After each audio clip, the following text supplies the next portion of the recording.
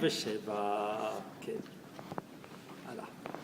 אז אנחנו ראינו שהרב קוק מסביר לנו שהוא קצת פסימי בדבר הזה, בדרך כלל הוא מאוד אופטימי, אז יהיה אופטימי גם בקטע הבא יותר אופטימי. אבל בקטע שלמדנו בשיעור הקודם, ראינו איזושהי הסתכלות פסימית. כמה קשה לאדם להשתנות. כמה קשה. אדם צריך קודם כל, הוא עבר שצריך קודם כל לעבוד על השכל, על השקפה, על ההבנה הנכונה של הדברים. אחר כך צריך לעבור על הרצון, על השינוי המעשי. צריך לתרגל. כמו שאתה למדת לנהוג בתיאוריה, אמרו לך כשזה אדום, אז אתה צריך ללחוץ על הבלם, אתה צריך כדי לא להתעקע, אתה צריך גם לשים את היד שמאל על אומרים, מסביר לך את הכל. עכשיו, תלך, תיסע, זה לא הולך, צריך לשמור על ידך, לנסות, זה ככה, זה לא הולך לשם. אז הוא אומר ככה, אבל הדבר הראשון צריך קודם כל את השכל, את האדם. אבל יש את החלק השני, הרצון. החלק השני הזה זה החלק הכי קשה. כי זה שהבנת, יש אנשים שמבינים שאסור לכעוס, באמת מבינים. אבל כשקורה משהו, לא מסוגלים. זה לא מסוגלים. זה יוצא לבד. אחר כך מצטערים.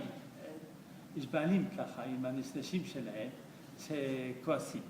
אז הם מבקשים סליחה כל פעם. אבל הם צריכים לעשות תרגול באיזשהו מקום כדי ללמוד. מה? לעצור לפני שצריך. לעצור לפני שצריך לבקש, בדיוק. עכשיו, הוא מסביר לנו בקטע הזה, עכשיו הוא מדבר על הצד המעשי. ראינו לתקן את המידות, צריך להבין, צריך ללמוד, צריך להתעמק, לדעת בדיוק מה הרצון השם, הגבול של כל מידה ומידה. אם אתה תדבר על ענווה, מה ענווה נכונה, מה ענווה לא נכונה, תדבר על הרוגע וכעס, לדעת מתי כעס הוא כן מותר, ואיזה סוג כעס מותר, ואיזה סוג כעס אסור, והכל. להבין את הדברים על בוריה. אחר כך אנחנו נדבר על עבודת, על הרצון של האדם. אז הוא אומר, יש פה שני טיפוסים של בני אדם. יש בני אדם, זה הצד האופטימי, שהצד, זה די מתאים להם. מה שהם לומדים לגבי על המידות, מתאים לאופי שלהם. ואז זה סבבה. זה סבבה.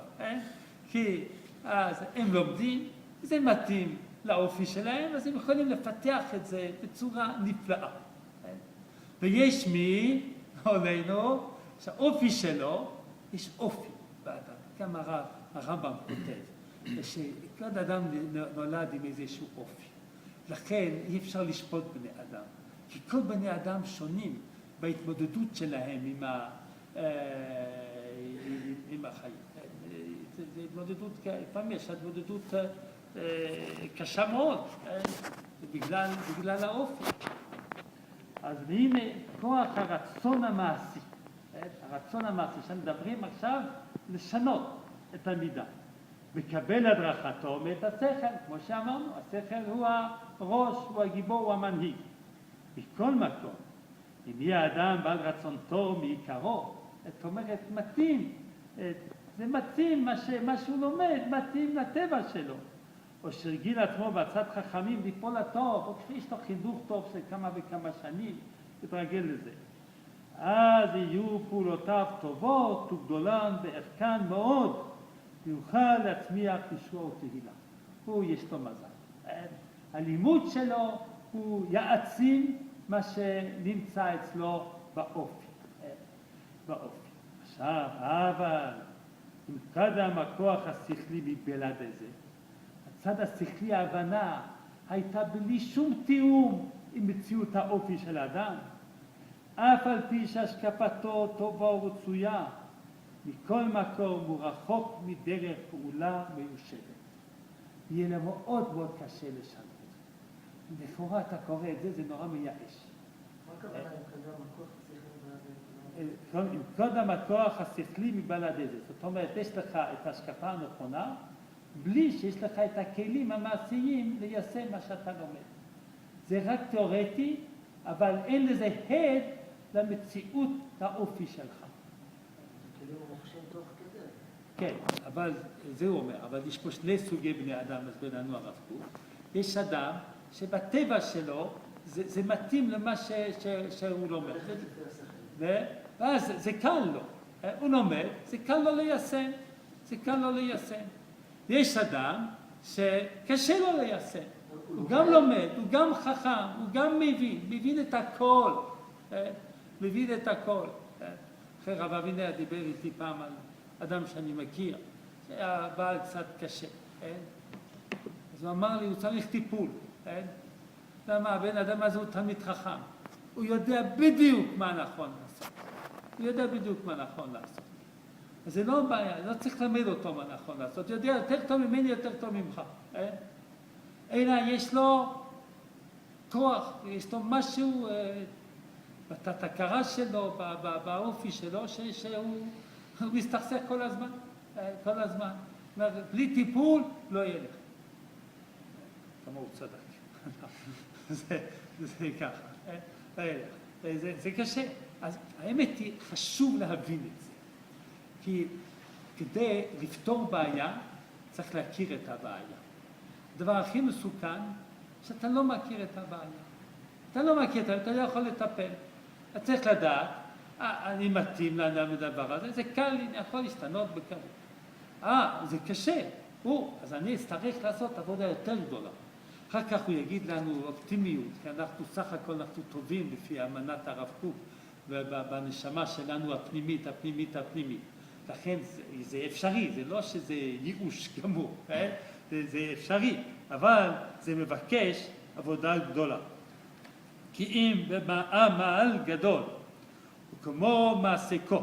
זאת אומרת, בהתחלה הוא עושה כמו מעשה קוף, הוא כמו מעשה קוף, אדם שמחכה מה שאומרים לו לעשות, אבל זה לא מתאים לצד הפנימי שלו. וזה נרמז בדברי חז"ל. איש מזריע תחילה, יולדת נקבה. אישה מזרעת תחילה, יולדת זכר. איש, בגמרא כתוב בפסוק בתורה, אישה כי תזריע וילדה זכר. אז אומרים בפשט של הגמרא, שאם נגיד מה שקורה לגבר, הנאה של הגבר קודם להנאה של האישה, יולדת נקבה. אם ההנאה של האישה קודמת להנאה של האיש, יולדת זכר. במילים אחרות, הבן אדם, אם הוא יכול להעמיד את עצמו, הוא גבר אמיתי שחושב על אשתו לפני שחושב על עצמו, זכר, אם לא, נקבה. בסדר. אם זה נכון ביולוגי, אני לא יודע. אבל זה ודאי רעיוני, זה דבר יפה. עכשיו בא הרב קוק נותן לזה פירוש אחר לגמרי. איש זה השכל. אז הוא אומר ככה, איש מזריע תחילה. עם השכל לבד, בלי הליווי של המידות המתאימות לו, יולדת נקבה. זאת אומרת, הוא לא מצליח לתקן את המידות, המידות שלו יהיו חלושות. אישה מזרעה תחילה, אבל אם המידות קודמות לשכל, לא זה קודמות, זה הולך ביחד, אז יולדת זכר. כי אם המעשים הנקראים בשם תולדות, ואם רק מצד השכל, ולא היסוד של תיקון המידות, הם חלשים כנקבה ואינם בני קיימא. ואם הם באים מצד תיקון המידות על ידי חינוך טוב ורגל חזק, אישה שהיא ברשות בעלה, הם מבוססים וחזקים.